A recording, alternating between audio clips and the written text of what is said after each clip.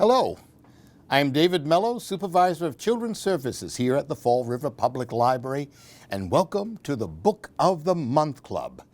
And we have some exciting new books that the library has just received. Some of them I'd like to share with you. And our first story is, I Made These Ants Some Underpants. And it is written by Derick Wilder. And this young man is going to get carried away making some underpants. My mom brought home a gift for me. I bounded down the stairs, then opened up the box and found new underpants, 6 pairs. Thanks, Mom. But what about my friends? I bet they'd love some too.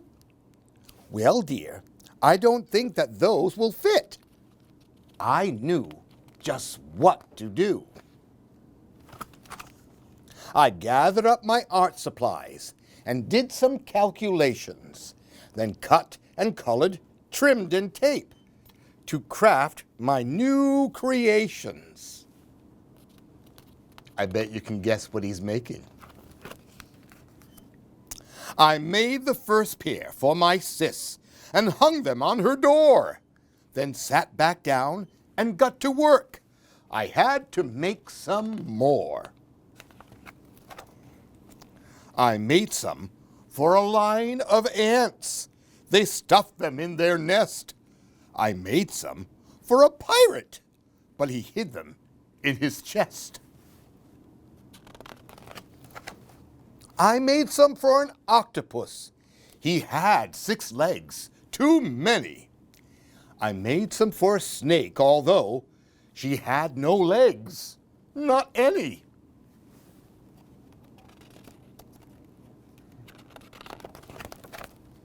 I made some for a tortoise, and she ran away real slow.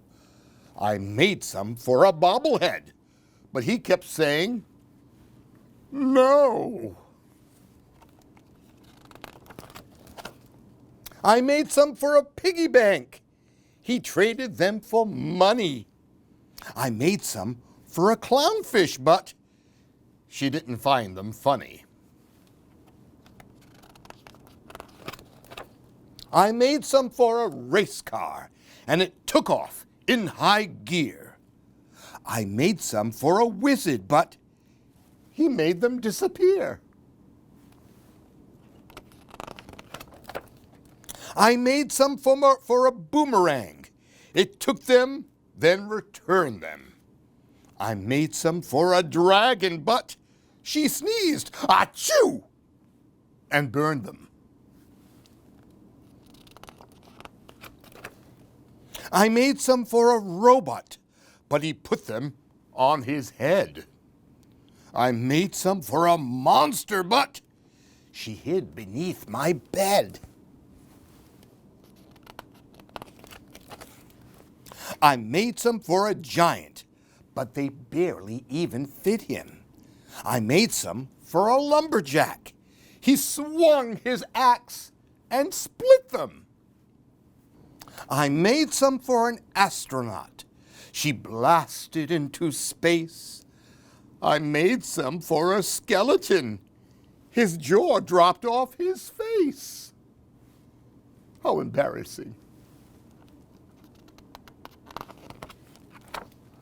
I made some for a cowboy, but he tried to rope and ride them. I made some for a zombie, but her legs came off inside them.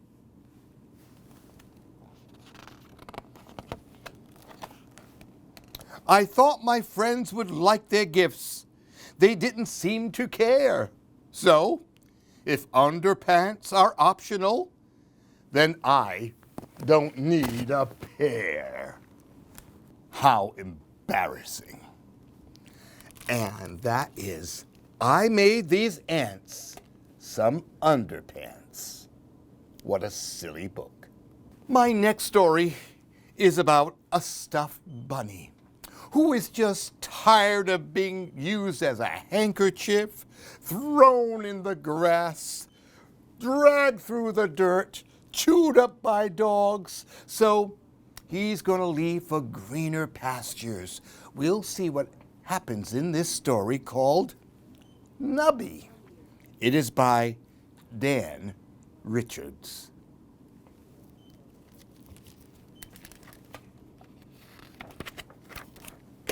Nubby. Nubby was done.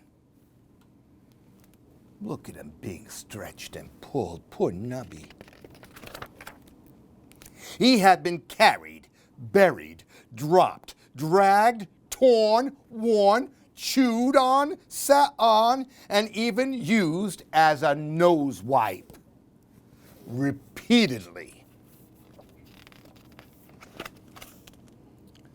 A bunny can only take so much. He needed a new beginning, somewhere where he was appreciated. That afternoon, while the rest of the house slept, Nubby ventured out into the great wide world. Looks like the doggy took him. He had not gone far before he had a most unexpected meeting. The resemblance was uncanny. Longish ears, poofy tails, and wrinkly noses. Friends! Surely he'd be appreciated here. But instead of welcoming him, they ignored him. It was as if he didn't even exist. His boy would never have treated him like that. His boy he couldn't quite put his paw on it. Oh well, Nubby told himself, something better was bound to come along. And so it did. She looks like a magician, doesn't she?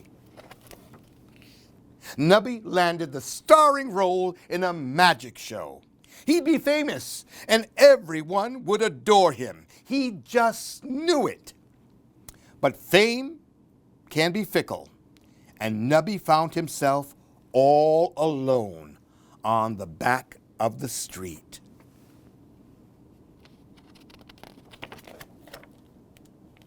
Finding someone to appreciate him was hard work. He longed for a familiar voice, even sometimes if it was whiny and grumpy.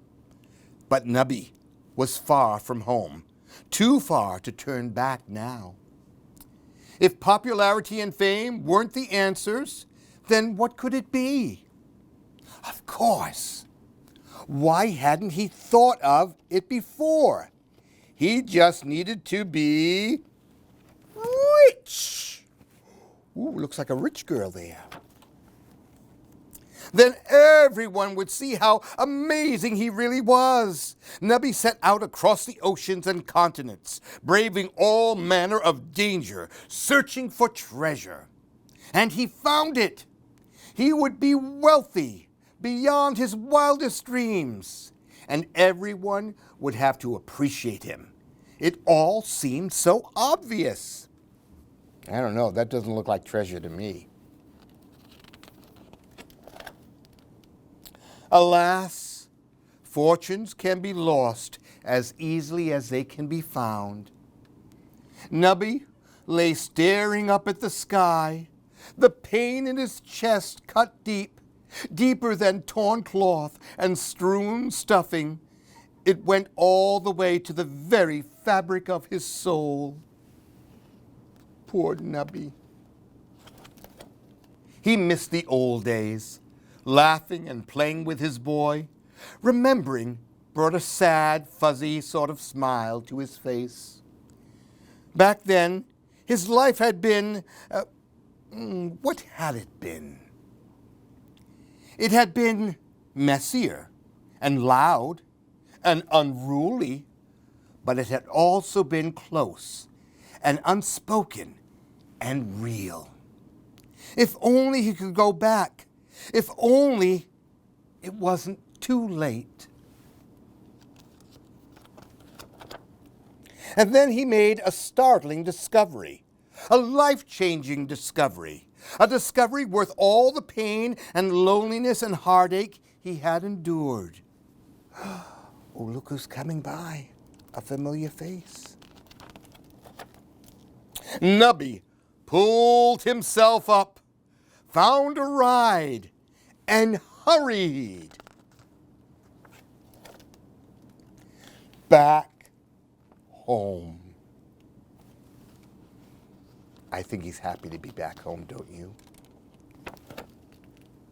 Nubby was still carried, buried, dropped, dragged, torn, worn, chewed on, and sat on, and even used as a nose wipe.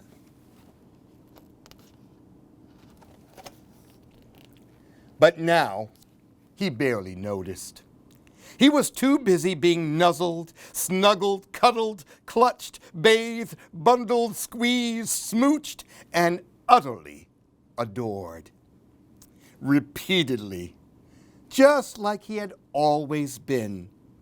Only now, he cherished every moment of it. And that made all the difference. And that is Nubby.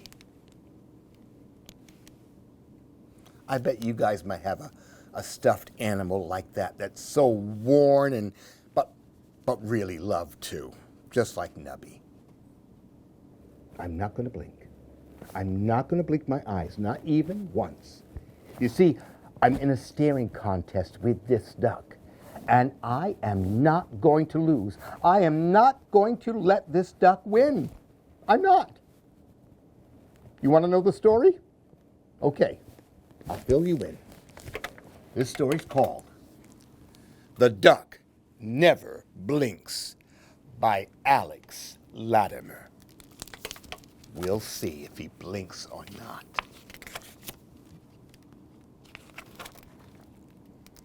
You see that duck over there? I've been watching that duck all day, and it hasn't blinked. Not once. Will you help me make the duck blink? Will you? We could try creeping up to the duck and shouting. Maybe that will make the duck blink.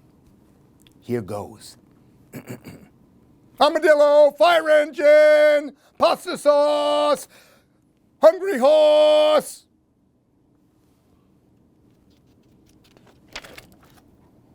No, didn't blink.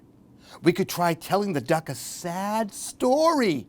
Maybe that will make him blink. And then my hamster got a job at the circus, and that was the last time I saw Mr. Fluffbum. No, he's not blinking.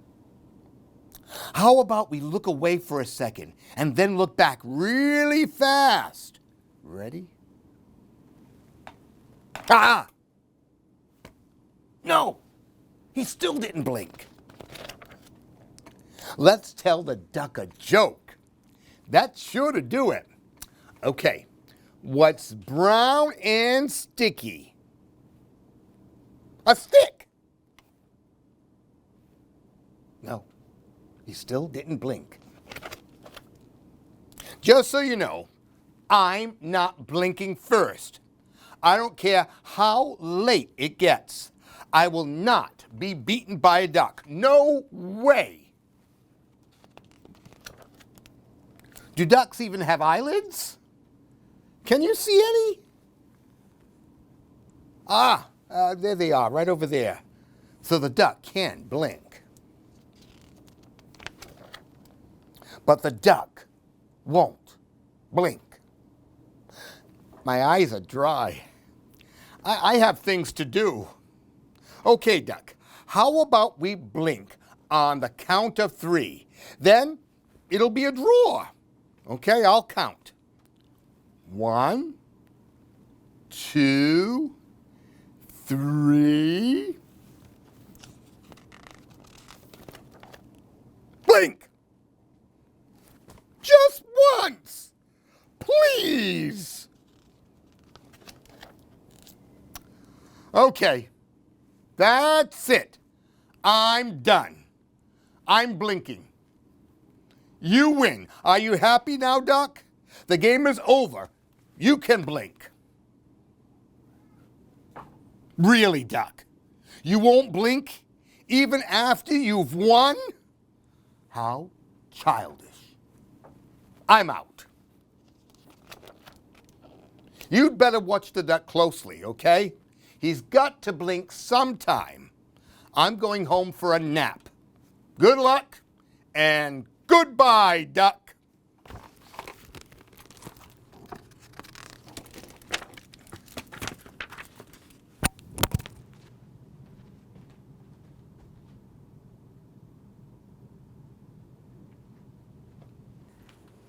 Oh, I'm just back to get my hat.